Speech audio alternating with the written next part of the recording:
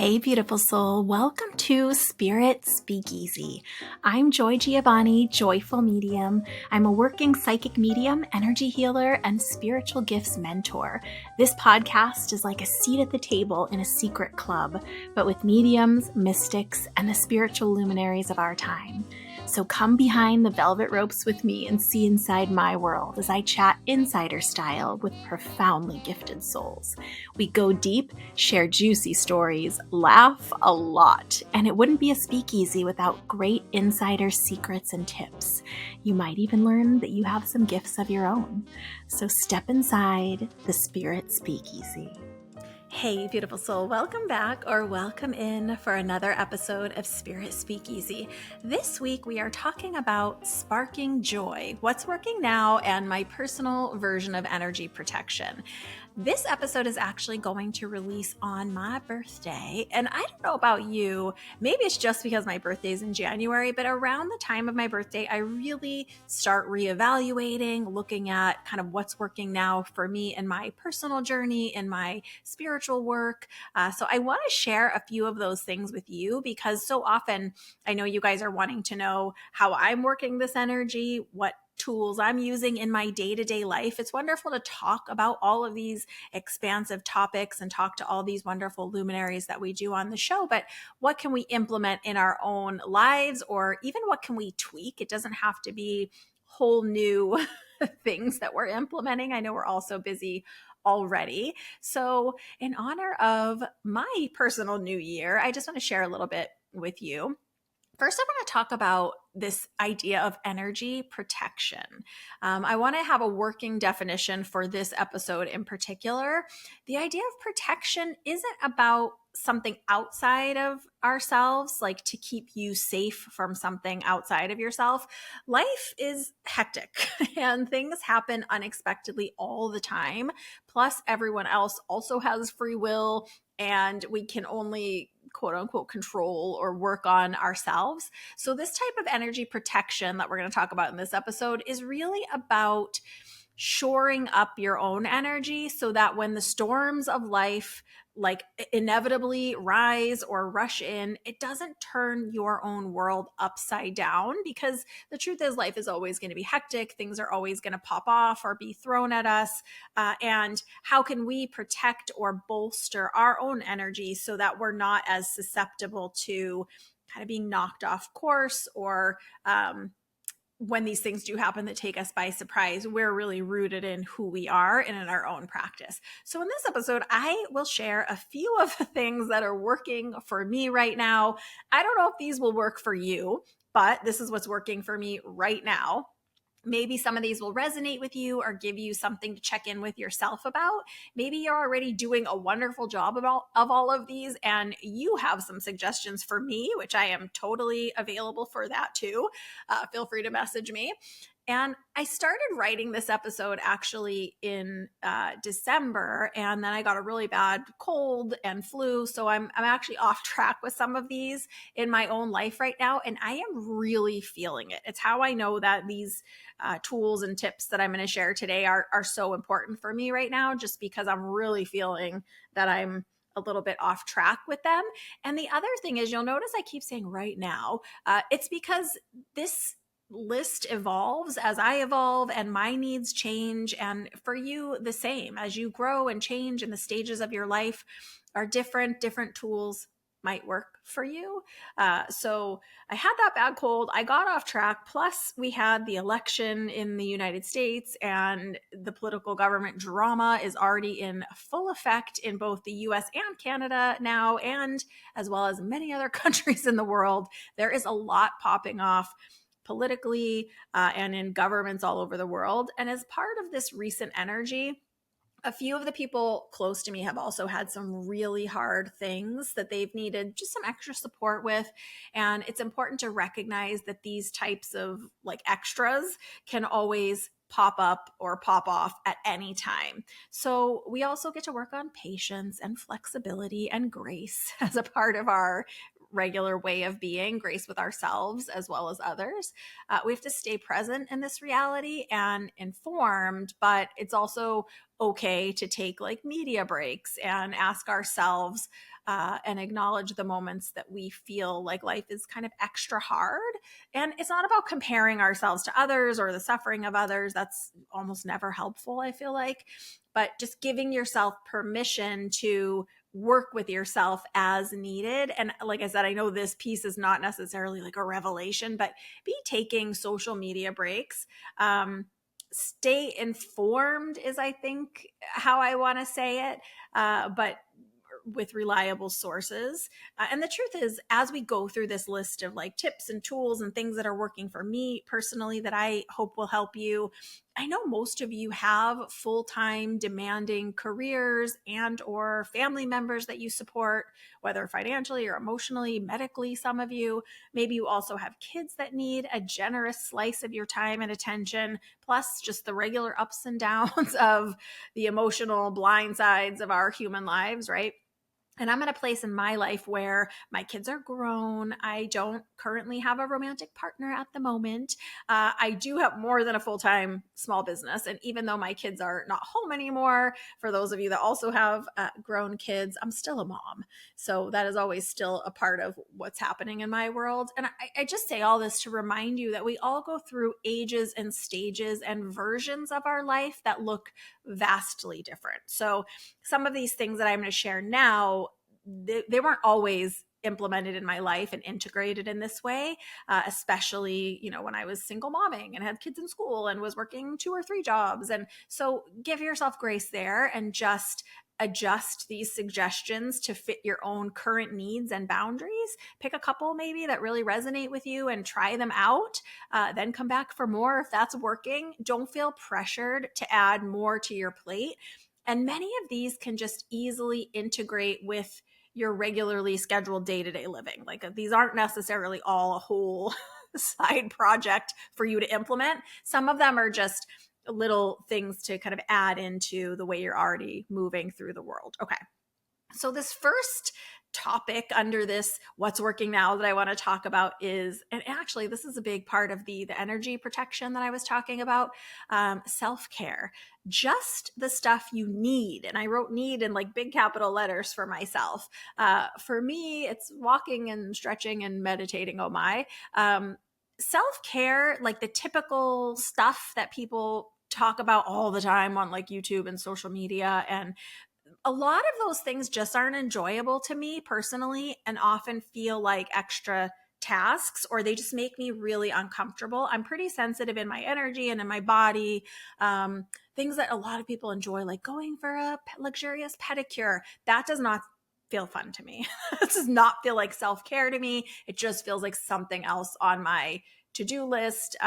So really, when you think of the self-care you need, it's not about these extra fluffy things that you have to add into your schedule. It's like, what are the very base, bottom layer, foundational things that you absolutely need to be doing to take care of yourself?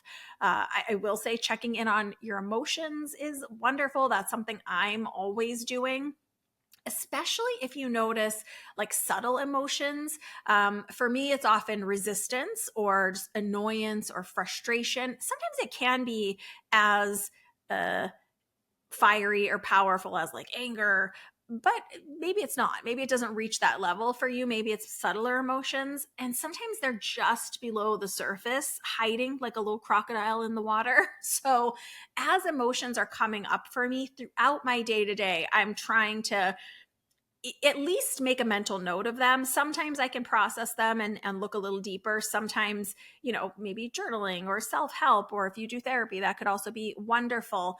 But just noting the emotions that you feel, digging deeper when you can, and noticing the nudges. Like I said, for me at this point, at this little phase in my life, these often show up as like resistance.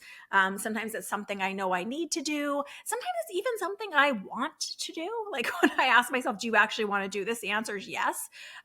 Or I want the longer term result, but I'm resisting the action in the meantime. Right now, the thing I'm currently resisting is adding in some strength training. I notice that I am not as strong, and my body just doesn't feel comfortable in the way I need it to as far as strength and strength training. So it's adding in a little bit of light strength training, and I am in so much resistance about it. I know that I want the long-term benefits, got to get that bone density, right? But I'm resisting actually implementing it. So that's something I can look a little deeper at, just noticing like, oh, I'm kind of having some resistance to this. What's that about? Do I want those benefits? Yeah, actually, I can agree to that. That's really good. Okay, so what's happening between this is a good thing that I want to do and actually doing it? So that's kind of one of the things I'm working with right now. But just noticing those nudges and noticing the emotions, whether it's for you resistance or maybe it's another shade of emotion. And one of the other pieces of this self-care for me is going within, or just sitting in the quiet, or some version of meditation or contemplation is part of your relationship with yourself, with your intuition, and receiving your own answers. I believe ultimately we all do have our own answers. We just don't always like the options that we're being presented with or that are available at the time. But we almost always have options. And even when we don't, we often do know the answer. It's just we don't like the answer. So going within, at this point, I do most mornings, not all mornings, but most mornings I do about just under an hour meditation. That is for me. But for you, that could even look like 5 minutes of quiet, or 10 minutes of contemplation, or sitting in the stillness with yourself. It's just making space for that intuition, right? The other thing is, like, don't you check your email or your text or your DMs every day, or pretty close to every day? Why don't we have permission, or why don't we think to check in with ourselves for even just 5 minutes of going within, inner quiet, sitting in the stillness with ourselves? So that is a big one for me. I notice when I don't do it, or when I have gone like a good long period of time without doing it, it does for me affect everything. So that's what I'm working with. And start where you are. There was a time, it took me a long time to really settle into meditating. There were many, many, many years where I would have told you I absolutely can't do it. So even if it's 5 minutes or 10 minutes, even if for you it's not sitting in meditation, it's going for a walk or just being in silence with yourself in some other way. I hear a lot of people say that they check in this way in the shower. So checking in with yourself, going within. I try to work these into my regular routines. This next one that I consider self-care, things that will help, like the way I say it is help future joy. So this can be self-care in a way of, it's almost like loving yourself in advance for me. Sometimes it can be as simple as like setting out clothes with socks and shoes the night before. Like filling the coffee water the night before is a big one for me. It could look like meal prep, or even just making lunch for the next day. It could look like going to bed earlier if needed. When I have an interview on my calendar, for example, I always list all the info, the links, and have the page notes, like any notes I might need ready. It can be in any area of your life, just building in ways to love and care for future you in advance, if that makes sense. This one started many years ago for me because morning time Joy has not always been the most able to remember. Like, she's not the most competent. I'm better these days, but for many years, I'm just not the most natural morning person. So I'll even often have a list of things I need to like take with me to the office if I haven't put them all in my little backpack already. I sometimes even leave a sticky note on my front door if there's something I really need to remember. So I'll see it when I'm leaving. But just sprinkling throughout your regular day to day, how can you love or help or care for future you in advance? It's even little things that we do, like flossing, right? Flossing, yeah, maybe it helps me today, but it's really more for long-term joy so that she can have good dental health or whatever it is. You might even be doing some of these already, but the more that I do, the better it is. So I really like this one. This one's worked for me for a long time, but I'm not perfect at it at all. And sometimes I'm doing more than other times. There's an ebb and flow to everything. I think most of you who've been here know by now that I believe in this ebb and flow. So sometimes I'm not doing as great of a job at it, but when I'm in the flow of it and when I'm really setting up things for, sometimes it's just tomorrow joy. I think like, what can I set up today that would really help me out for tomorrow? And sometimes it's more long-term in the future. Okay. If you personally also need other types of self-care, incorporate them. We're all different, right? Maybe there are things, maybe you need a monthly massage as part of your healthcare. It's wonderful for everyone, if it's within your means. Or if you want to add in additional things, you can, but it's good to have an understanding of the very, very bottom line of your own self-care for yourself, not just your physical body, but your whole self, like actually you. So for me, really, it just is, I need to move my body in some way. That's the one I'm kind of like struggling to get back on track with. I need to stretch my body. I tend to be very flexible, but I get stiff real easy. And especially now I sit so much with my work as a medium, I'm not, it's not as physical. And I need to go within. For me, that looks like meditation. I need to be checking in on my emotions regularly, noticing the nudges or noticing the even very subtle emotions that are rising up. And I need to be doing things for future joy, because those are the things that just really, really help me to do self-care. So kind of reimagining maybe even what self-care looks like for you, and then just really understanding like what is your very bottom line of what you absolutely need to, function in the world in a way that feels good to you. The next one that I want to throw at you, some of these might sound obvious, but some of these I really struggled with this one for a long time. Permission to rest. I generally don't work on Sundays just because it's always kind of worked out that way for lots of reasons. But sometimes, and again, this is where my kids are grown. I'm currently single, so I maybe have a little more flexibility here. But sometimes I stay in bed all day on a Sunday. Yeah, I might also be working just because that's kind of how I am. Sometimes there's little bits of things that need to be get done, but I have permission to just rest on Sunday, not do anything, not, I could do laundry if I want, but I don't have to. So even if it's not an every once a week occurrence, even just once in a while, like once a month, giving yourself permission to rest. Maybe it's in the evening for you. That's where it shows up, where it's like, oh, do I have to do, this one more set of things, or can I have permission to unplug at 10 p.m., whatever it is for you. But permission to rest has been a big one for me. It is working for me right now, but it was a hard one line item for me. There just was something for me about I needed an excuse to rest, like I was being lazy or not pushing to my full potential. So there is a balance of when trying and striving and working so hard can become unhealthy for us, right? So permission to rest. I won't harp on that one for too long. It's pretty obvious. Another one for me is permission to play. And this actually, for me, again, another one that's a little hard one. This had to become a requirement. Like I require of myself permission to play. And what that looks like for me is different all the time. Last year, I went to the zoo quite a bit. It's just up the street for me. I do Disneyland. I have a pass because I live not too far, just an hour and a half away. I schedule with friends to go to comedy shows. I love stand-up comedy. I don't know if you guys all know that about me, but I'm a super stand-up comedy nerd, and I have been since I was in like the third or fourth grade. I schedule in-person time with anyone who's on my A team. It's not just anyone. I don't have time for just everyone who wants to hang out or every person that wants to get together. We're all busy in our own way, right? But those people that are on my A team, kind of my close circle, I intentionally schedule in-person time with them. And this idea of play doesn't necessarily come naturally to all of us, depending like where we grew up and our culture and who we are as an individual. But for me, it really is something that revitalizes me. The hard thing is my natural urge is to feel like, oh, I don't need those things. And for many, many years, they felt too frivolous. I definitely had no time for all of this like fun stuff.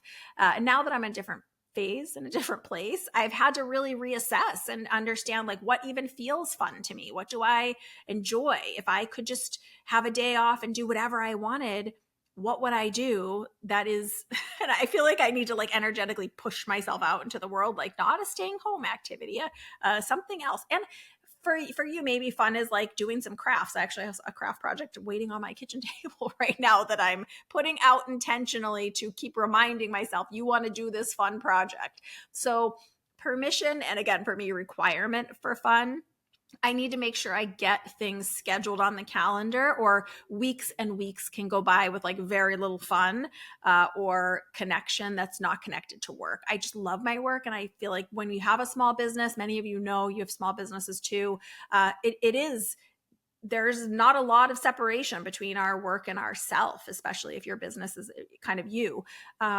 So I really need to get those things on the calendar, because in the moment, like I said, I will genuinely feel like I feel good. I don't need that. I'm fine. I can go another week without, hanging out or seeing anyone or going to anything or whatever. And I am a little bit introverted in some ways by nature. I have kind of a good flexibility there. So I need to make this a requirement for myself. I feel better after having engaged in whatever fun means that week. And it's different in different times, right? Even week to week, it can be different or look different. But if I wait too long, I just notice, and it makes me want to withdraw more and more and more. So I do really make an effort to get these things on the calendar, especially if you're someone that your natural urge is to feel like, I don't need to have fun, or I don't even know what that means. Because for many, I believe I get it. For many years, I didn't either. And it doesn't have to be a whole day of fun. It can be a couple hours. It could be going out and having a cocktail or a boba tea with a friend. It doesn't have to be an elaborate thing. If there are occasionally elaborate things you want to schedule, hey, great. But it's just about getting to understand what feels fun to you. It really does refill me in a way that I have a hard time putting words to, because like I said, even sometimes when I am on the drive to the fun thing, I am like, oh, I don't want to go to this. Like, why did I schedule this? Like, I just want to stay home. I don't want to put on pants or shoes or whatever it might be. But when I go, of course, because I'm choosing people intentionally that are on my A team, I always have fun. There's always something enjoyable that comes out of it, or I just feel better when I get home. Even if the thing itself isn't all that much fun, maybe I'm helping them with an errand or a thing they need to do, and it's not necessarily something you would like label as fun. It's just a time together. I really do feel filled up. So that is a necessity for me right now, which again, another one that was hard one. The next one that I want to highlight is, the way I labeled it in my notes, is feed your ears and your spirit. This can look like frivolous podcasts. Yeah, sometimes we learn stuff on podcasts, but there are also some that we can learn things sometimes, but the hosts are fun. This podcast, I would love it if that would be one of your feed your ears things, and definitely share if you love this podcast. Music, at least a few times a week. I know this might sound ridiculous because so many of us are so moved by music in our day-to-day life. I think it's because I either worked in places that had lots of music, or other times, like when I did massage therapy for so many years, I had kind of that meditation type music on all the time. So I wanted to just hear a podcast or hear people talking. So I sometimes forget about music, which I know sounds ridiculous. So when I'm in a good mood, or even just over time, I'll hear a song out and about, I'm constantly adding to my playlists. And then just sometimes I'll even have, you've heard me say it here before, a little dance party in my kitchen. Just with myself. So really, we need other people's creativity. We need to consume art that others have created to fill us up in a different way. You'll be able to draw on this energy too. So it's not just like a wasted time or frivolous. We can draw on the energy of the creativity of others. Sometimes it can move our own inspiration, our own creativity, and sometimes our own emotions. Sometimes it'll click in a little aha moment for us a little bit deeper, or it can be a breadcrumb on our path to something else, but it can just fill us up with joy and creativity and inspiration. And we need sometimes someone else's art form to like match our energy to, especially if you're in a job that's helping others or that is a little bit tedious in some way. We need to be filled up. Recently, so sometimes I will, like I said, do a little kitchen dance party. I do have some playlists. I have a short list of podcasts that I listen to all the time. But once in a while, like on New Year's Day, I did this. I went down a YouTube rabbit hole. And of course, we know there's lots of drama and I was going to say trash, but there's lots of stuff to find online, especially like YouTube and social media. So if we can find negative stuff or stuff that brings us down, we can also find positive, wonderful stuff. I went down this whole rabbit hole and I ended up on YouTube finding this channel. I don't know if it's called Pianote or Pianote. I will link this YouTube channel in the show notes just for funsies in case you want to check it out. There is this incredible artist. His name is John Batiste. He's not a new artist. He has a gajillion Grammys and is like an incredibly known and celebrated artist. But on this particular channel, he's like a prodigy, like a musical genius. He can play tons of instruments and he has perfect pitch and he can hear songs for like a few seconds and start like creating his own part to it or version of it. And I went down this whole rabbit hole of just watching him. They'd play a song for him that he'd never heard. And he would just start, this was piano, but he would start like creating the piano segment of the song because they'd play it for him with that piano track removed. And just to watch his creative genius, watch him feel in his body this inspiration. I say this so lovingly. I don't mean it in a disrespectful way, but this wonderful man reminds me of if a Sesame Street Muppet came to life. Like he is just so full of creativity and inspiration and just exudes joy in his work as a musician. So there are wonderful rabbit holes like that we can go down of just getting incredibly inspired through art that other people create. And like I said, I will link that in the show notes because it was pretty fun and incredible. You might not find it as inspirational as I did. It just struck me at the right moment, right? So feed your ears and your spirit. The other thing I want to touch into is this idea of having a firm foundation. This is this like doing our own work thing that we always talk about. It's a big piece of the puzzle.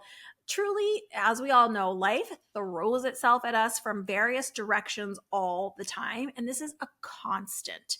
And what's really, I'm sure you've noticed in your own life, what's really crazy is that sometimes we can have a wonderful thing happening or unfolding in our lives and also a really chaotic or difficult or painful thing happening in another area of our life. Sometimes these things are things that we're actually experiencing happening to us, or it could be we have a really hard challenge in our life and someone we care about is celebrating a wonderful joy or achievement in their life, or vice versa. And how do we hold both of those energies at the same time and be a human while life is throwing all of this craziness at us and chaos from different directions all the time? It's not something we can escape. It's part of our human experience, but we can work on this. We can process what comes up. We can't like fix it and make everything perfectly even keel all the time as we might want, but we can process what comes up in our own way differently the more we learn and grow. So I challenge you to kind of start thinking about what is your own foundational practice that you continue to learn and grow and deepen, right? This can change with you too. For many people, it includes in pieces and parts in their daily routine, things that they're implementing and really just making a part of their regular world. Part of it is checking in with ourselves in a neutral kind of self-aware way, meaning like not an emotionally charged way, but seeing if we can get to, this is why I like to do this work, walking. I do a lot of my emotional processing walking. Something about moving my body helps me take the charge, the energetic charge off of the emotions, and then I can process them differently. So like what is your foundational practice or practices? Meditation's a big one for me. Listening within, even if you call it something different from meditation, like you could call it prayer or contemplation, or like what is your relationship with your own soul and spirit, or something greater than yourself, infinite energy, source energy, whatever you like to call it. What's your relationship with that energy, and what's your relationship with yourself? It's important to note that we often think of the word foundation as something that's set, like, a foundation of a house. We hope it's pretty set. and solid. Our foundational tools can change and expand and shift. I like to think of it more as a foundational toolbox, like maybe like a builder or a contractor would have. Always adding, upkeeping the tools we do have, incorporating what works best at that time or for that situation or job or moment. I've known a lot of contractors and builders over my life. They always have so many tools, and sometimes they have the most specific tool for just one very particular use. That's how our energetic tools can be. But what's the foundation that you're using? What I've shared today really is my foundation. These are the things that I'm implementing. It's not just about this relationship with our own soul, not just about the universe, not just about all the unseen energy, plus the life we have to live. It's all of these things combined. So I'm so curious to know, like, what is your foundation, or what are the foundational tools that you use? Are there things that you've decided you absolutely need? And for me, there's some tools that are just in my toolbox I don't pull out all the time. There are probably tools that I've forgotten. Thank goodness I've made notes and have books and reminders and all kinds of things. So just really keeping up and incorporating what works best in any given moment. And I am reevaluating this, like, what works now for me all the time. I actually often even keep a notes tab, like in the notes tab, I keep a section in my phone about what's working now, just to remind myself, because if I'm having a bad day, I can't always remember. And the other thing is, I'm going to give you a couple of quick pro tips just to help you integrate some of these things, or even evaluate them in your own day-to-day life, so you can see what's working now for you, or what might work a little better, or what you might want to tailor or shift. For me, one of the key things to remember is, if it doesn't get on the calendar, it's not happening. So I even schedule in time, not on my like formal calendar, but in my mental calendar in the morning. I set a wake up time. I've already done the math of like, okay, the meditation takes this much time. I take this much time to get ready. I need to stretch. That takes this much time. So building it into your schedule, or getting it on the calendar. Like for me, with that one that I have about like requiring myself to have some fun and incorporate fun, that has to get on the calendar. It's not that I'm not a spontaneous person. I can be spontaneous, but the truth is I will fill in my time with other things, and I don't always have a lot of spaciousness. So I love getting things. I have a few friends that every month we schedule for the next month on the calendar. So it's just there. So get it on the calendar in some way, shape, or form. Another tip is, busy, the word busy, quote unquote, is not a reason not to get basic self-care or personal needs met. Like how we talked about, whatever is your absolute must-have version of self-care that you do, not just for your physical body, but for your like actual self. It's always busy. So busy is not a reason to not get these basic needs to feed ourselves. It's always busy. And I bet you can attest to that in your own life. That's always busy. Something else that really helps me as a little pro tip here is smaller steps to chip away. Remember I told you a lot of times my anxiety shows up as resistance. So if I'm anxious or feeling resistant, this is one of my areas that I work on. Habits, self-care, any of it. I ask myself, can this be broken down into smaller, more manageable steps? Even if it's like recording the podcast, for example, because this one applies to any area of your life. I kind of know the rhythm and the task list of the podcast at this point. I've been doing it for a couple years now. And sometimes I am in resistance. And what I noticed was, if I break things down into smaller steps, it's not that resistance completely dissolves, but I can move through it a little more effectively. So I've noticed that if we have a task on our to-do list, whatever it is, big or small, and we're resisting it, often it can be broken down into smaller chunks, and then that helps us move through it. Even if the original task is well within my capability, it's more about moving through the resistance than the task itself. And the entire time, I try to be aware for more subtle emotions or clues that something deeper is going on, because that can be the case, not always. So what I had started doing, like with the podcast, for example, was I pre-write all the episodes. Initially, I was just having notes for myself about what I wanted to say, but now I have expanded into additional notes or more writing out what I want to say, because I get sidetracked, I get distracted, I get something comes up and I go off on a tangent and then I lose where I was, or I lose what I wanted to say. So I am more likely to feel comfortable sitting down to record the podcast if I have already spent time setting up the episode and understanding what the topic is and making the notes or writing it out or whatever I want to do for myself. So the place that I have the resistance was sitting down to record. And the way I worked it was like, it doesn't, for me personally, I know this is not true for everyone, it doesn't make sense for me to feel resistant to sit down and record something. I'm fine recording. I'm fine being in front of a camera. You guys know I can talk, like, let's be honest.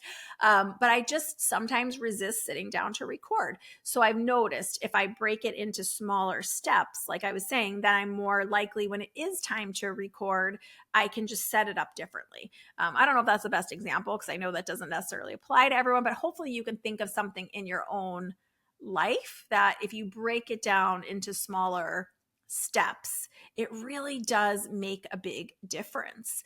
Yeah, and it can even be about small things. I was going to go off on another tangent, but I won't. I'll just leave it there and let you think about what tasks in your life do you have resistance to that maybe you can break it down into smaller steps. But still, as you're working this tool, be aware or available to just check the emotions as you go, because sometimes the resistance is about we feel subconsciously overwhelmed because the task feels too big, even if it's, like I said, well within our capability.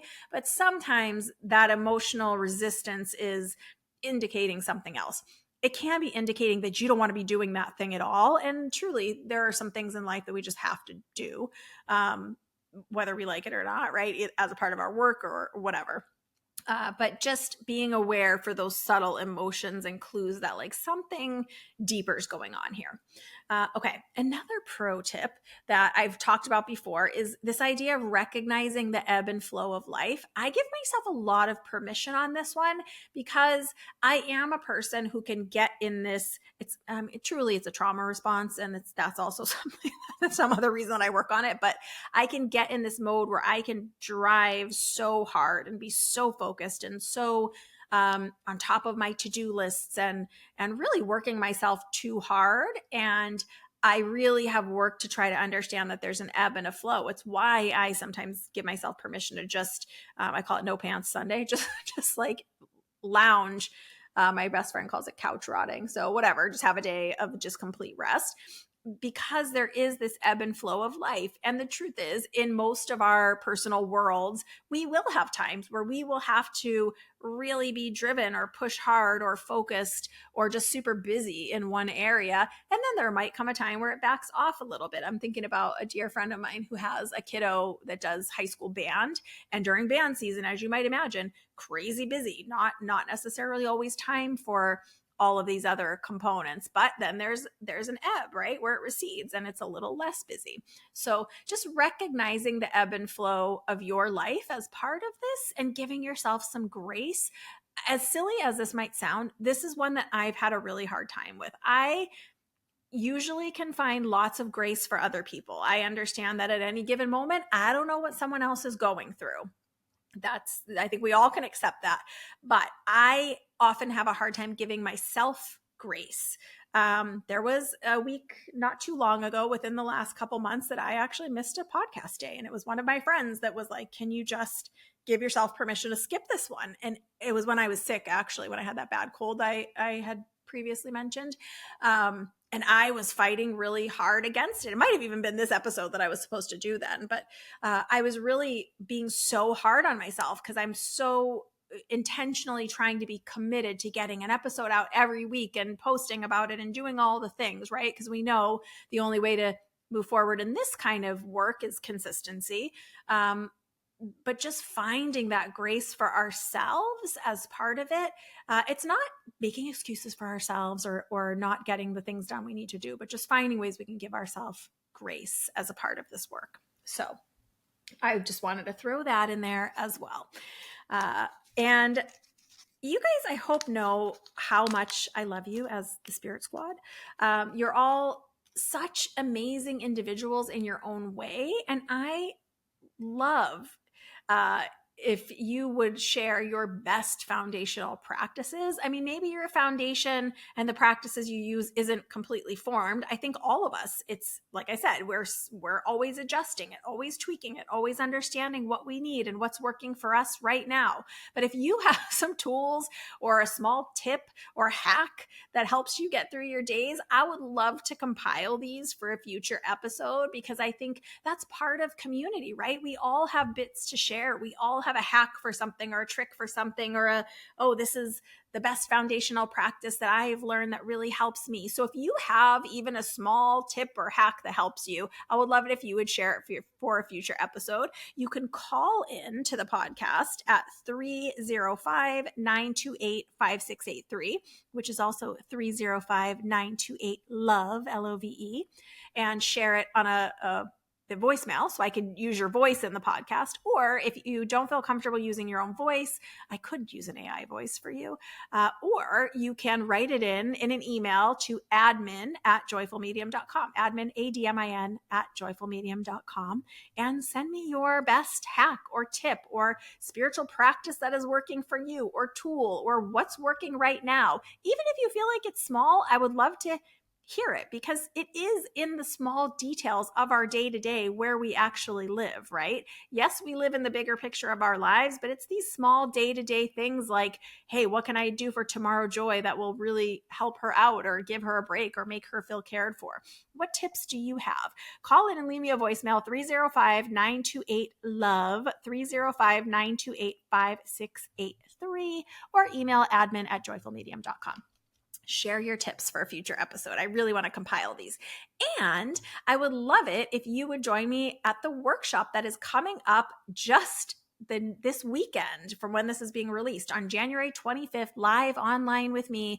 Doors close on the 24th. So if you want to get into this web-based online live workshop, live with me on Zoom, just sign up. Even if you can't make the live session, you can get the replay. I will link in the show notes the link to sign up and to get all the information. It is a full day session, 10 a.m. to 4 p.m. with breaks. It's 3 sessions. This learning page, info page, will tell you everything you'll get. It'll break down the sessions, what we're going to be doing, what to expect, what your day will look like, all of it.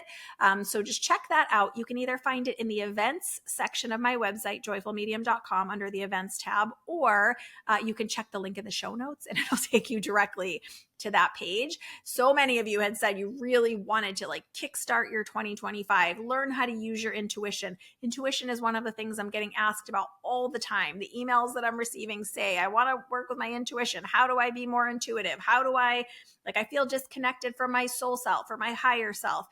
I feel blocked. This workshop is going to address all of that. So check out the link. I hope you will join me on January 25th, either live or sign up and get the replay.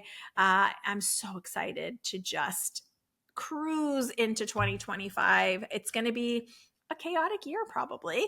I also am following the 9 themes of the 9-year, and she tells 2025 for 6 months to adjust my schedule and expectations. And let's do it together, right? Let's go through this time together in community, supporting one another. I am always grateful to have you here with me. It means more than you know. I would love it if you would follow the podcast wherever you're listening, give it a little like, subscribe, and while you're there, if you could share it with a friend, that always really helps. What are you excited about for 2025? What's working for you right now? What are your tips and tricks? I'm going to keep fine-tuning mine, and I hope you will keep fine-tuning yours. And thanks for being here with me today, as always. Big hugs, lots of love. Bye for now from inside Spirit Speakeasy.